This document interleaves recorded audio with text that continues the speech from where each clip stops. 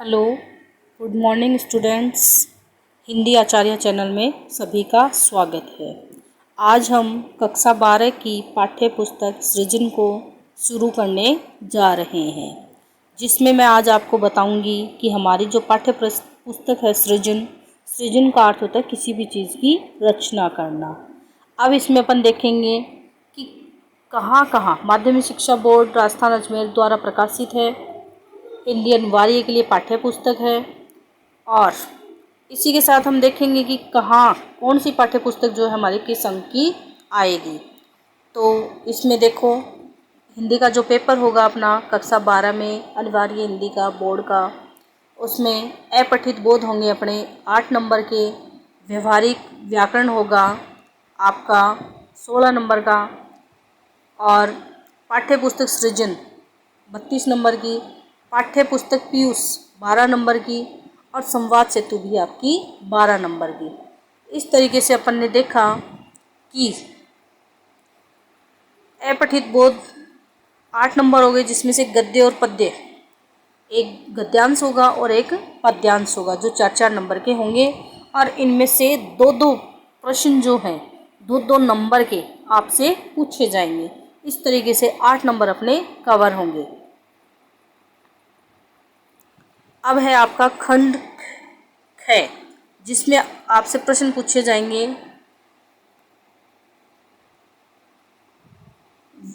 व्यवहारिक व्याकरण एवं रचना 16 अंक की, जिसमें आपका भाषा व्याकरण एवं लिपि का परिचय 2 अंक का, पद परिचय 2 अंक का, शब्द शक्ति 2 अंक की, अलंकार जिसमें अनुप्रास शलेश यमक उपमा रूपक उत्प्रेक्षा उदाहरण और विरोधाभास, पारिभाषिक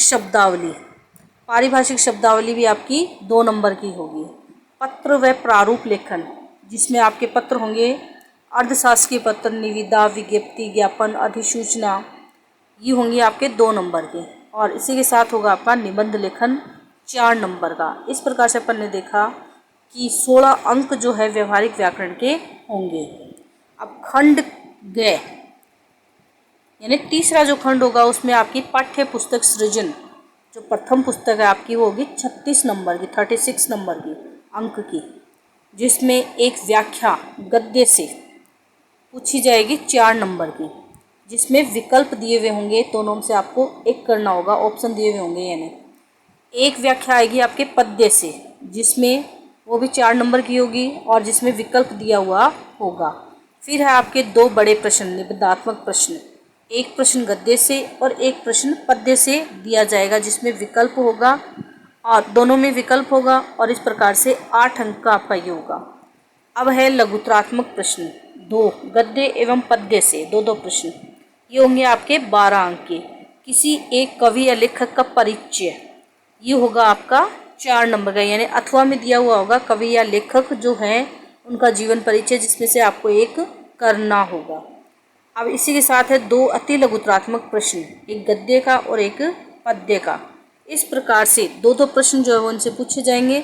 4 अंक हो गए इसके। फिर है खंड 4, जिसको द भी बोल सकते हैं हम।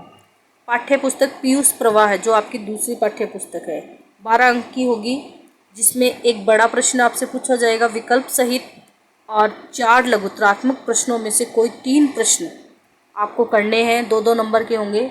तो इस प्रकार से होंगे आपके 6 अंक।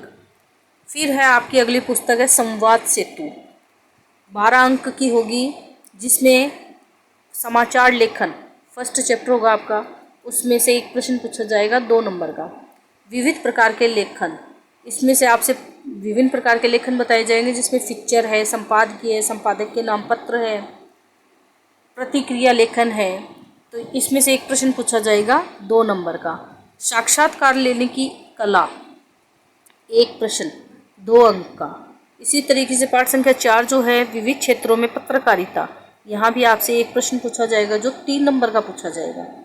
और पाठ संख्या 5 वार्ता, रिपोर्टाज, यात्रा वृत्तांत, डायरी लेखन की कला, यहाँ भी आपसे एक प्रश्न पूछा जाएगा जो 3 नंबर का होगा। इस प्रकार से संवाद सेतु पाठ्य पुस्तक आपकी 12 अंकों की है, जिसमें से स्टार्टिंग के फर्स्ट, सेकंड और थर्ड चैप्टर से 2-2 नंबर के प्रश्न, और 4th और 5th वाले से आपसे 3-3 नंबर के प्रश्न पूछे जाएंगे।